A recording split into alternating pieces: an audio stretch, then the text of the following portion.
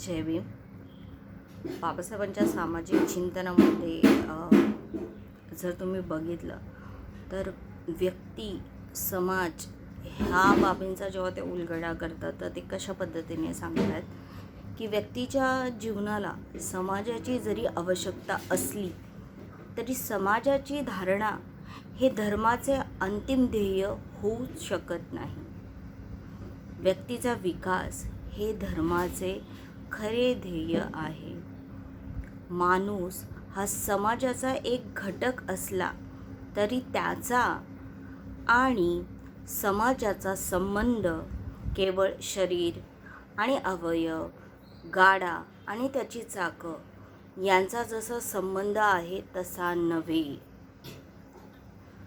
पाण्याचा थेंब, बघा इथे किती महत्त्वपूर्ण सांगितलं. पाण्याचा थेंब समुद्रात टाकला की त्याचा लोप होतो, तसाच माणसाचा तो केवळ समाजात राहिला म्हणून लोप होऊ शकत नाही. त्यांचे जीवन स्वतंत्र असते.